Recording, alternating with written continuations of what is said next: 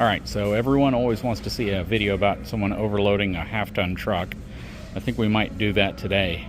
They got a really good price on flooring, and we have a rental property that needs some flooring. And yeah, we may put this stuff down. It's $2 per square foot. And this has the backer on it as well, so you don't have to do a heck of a lot of floor prep except make sure everything's leveled out. 40 boxes right here. Overall weight is about 1,600 pounds roughly.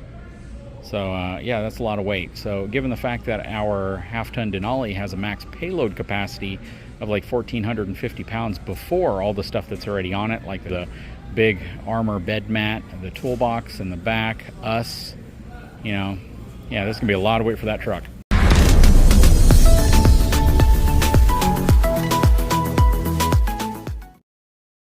But again, I think this is one of those prime examples of, you know, a lot of people use half-ton trucks as if they're more capable than they are. So it'll be interesting to see how this adds weight to the back of our half-ton truck when currently from a payload or a cargo capacity perspective, we are probably, me, my wife, the bed mat, the tools, I'm going to say we probably have 400 pounds currently on the truck. So if we add this to it, we're going to be probably right around 2,000 pounds or more of total cargo on the bed of the truck. So we'll see if we end up picking this up. We may load it on the truck to see what happens.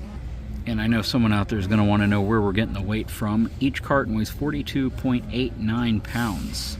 So that'll actually put us at 1,715 pounds, not including the pallet that it's sitting on. All right, so yeah, we're going to be way, way, way over what this truck is designed to carry.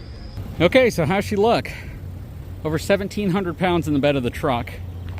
Probably all in all, including the weight of us, stuff in the truck, we're probably pushing about 2,200 pounds, maybe even a little more than that. The truck is pretty much squatting as low as it's going to go. We're going to check the bump stops here in a second. Got 20 boxes of flooring in here, each box weighing 42.89 pounds, plus a toolbox that probably weighs about 50 pounds, plus miscellaneous other things. And then I have my B&W tow and stow in the back there, as well as a few other hitch accessories. But yeah, that is a lot of weight inside of this truck. Doesn't want to move much more. Let's look underneath real quick and see what the suspension looks like. Definitely tell the truck is sitting lower, and we are on the bump stops. Don't know if you can see that, but yeah, we are definitely on the bump stops completely. They are compressed, so we are certainly overloaded on this truck right now. So you may ask, what's the point of a video like this? You know, it's always pretty easy to overload a truck, but you know, I make the point often that this truck, in terms of payload capacity, is its main limiter. It's not necessarily the towing capacity, because I'm never really going to tow anything that's going to be upwards of 10,000 pounds or 8,900 pounds. And you know, from a overall towing capacity perspective, you always have to factor in how much payload capacity you're going to have on the tongue. Now, this weight is sitting pretty much over the rear axle, so from a stability perspective, it definitely is going to feel a lot more stable than it would be if it were, you know, placed way behind the axle. So that's definitely something working for it. But I also make this point that if you're going to do this occasionally, you know, you're probably okay. You know, I can't speak to everyone's individual case, but you definitely want to be sure you're not doing anything dangerous. We definitely have more weight in this truck than what it's designed to carry.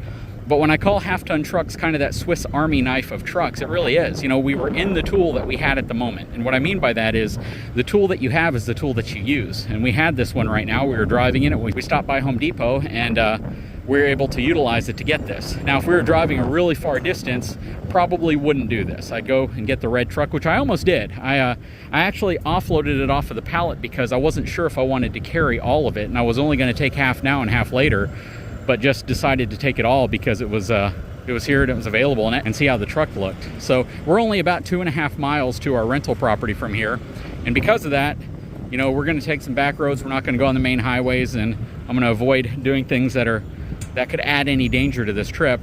But I definitely want to share it with you guys because I know people often ask, you know, are these things really that limited? No, they're not. They're great Swiss Army knife trucks. They do so much for you.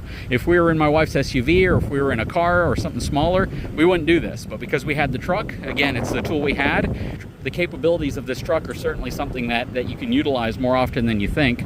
And would I tow a fifth wheel with this? Absolutely not. Would I tow a huge trailer behind this thing? Probably not. But stopping by Lowe's, Home Depot, picking up the stuff you need, and having the ability to carry it, something like this is definitely within the realm of something I'd do with this truck. Okay, so we've arrived at the rental property. We're gonna go ahead and unload everything.